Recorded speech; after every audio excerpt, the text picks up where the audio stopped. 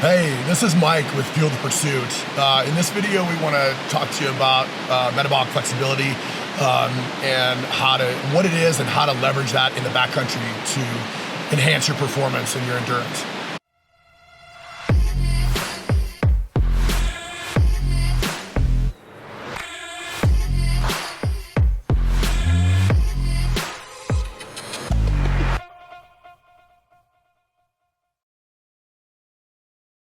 So the idea of metabolic flexibility is our body's ability to use two sources of fuel depending on our outputs. Just naturally, our bodies can burn two things for fuel: carbohydrates and fats. Everybody knows about the carbohydrate angle, very fast-burning fuel. Fats are also another really good fuel, and we think they are the superior fuel for backcountry pursuits. And really, the idea is when you burn fats versus carbohydrates is all about exertion. And so carbohydrates are really used by our body and needed in higher exertion activities. Fats are better for kind of steady state, lower to medium exertion activities. And so the difference is in how they burn. Fats burn slowly and more evenly. Carbohydrates are very fast burning. We go through them very quickly. So the idea of being metabolically flexible or having metabolic flexibility is to be able to train your body to be able to switch back and forth between burning carbohydrates and burning fats. And we can do that in real time if we train our bodies how to do that. Generally speaking, for most of us, eating a standard American diet, which is very high in carbohydrates, our bodies are really trained to burn carbohydrates. That doesn't get away from the fact that carbohydrates are very fast-burning fuels.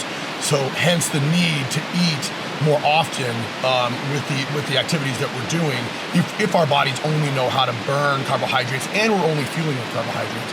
So if we can train our bodies how to burn fats as well and train it how to switch back and forth between the two fuels, we're going to have the best opportunity to perform no matter what we're doing. No matter if we're hiking at a steady state for long periods of time, or we're putting in huge amounts of exertion, packing out an elk up steep terrain where we're really working really hard. So as we dive into this and kind of learn more about metabolic flexibility and how to train our bodies for it, we kind of need to understand how we know whether we're burning carbohydrates or fats for fuel, right? Because higher exertion rates, we need some carbohydrates for fuel. And so there's a couple of ways to do that that are pretty easy. If you tend to use a heart rate monitor and that's a technology that you have, you can use that. And so really the threshold is, for most people, is about 150 beats a minute, right? So anything under that, generally speaking, you're going to be burning fats. Anything over that, you're going to be burning carbohydrates, just higher exertion rate. Right, and so we don't even need a heart rate monitor. We can really use nasal breathing as our threshold, right? And so, if you work out at all, you're aware of when you go past the point where it's not comfortable to maintain breathing through your nose, nasal breathing, right? And so any exertion level where you can maintain nasal breathing through your nose, that means your exertion level is such that you are most likely burning fats for fuel. Now, you get above that and you push yourself a little bit harder and it's uncomfortable to maintain nasal breathing naturally.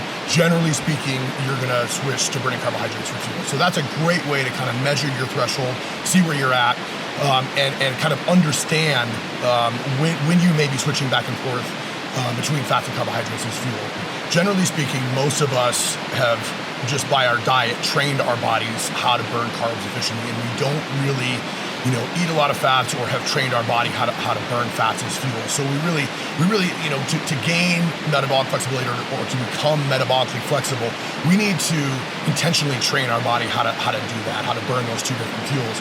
And so ultimately what that means is we need to increase our fats, or the amount of fats we eat, and decrease our carbohydrates. And so once we decrease our carbohydrates, we tend to either over time or acutely deplete the stores of glycogen that we have in our bodies, in our muscles, in our liver.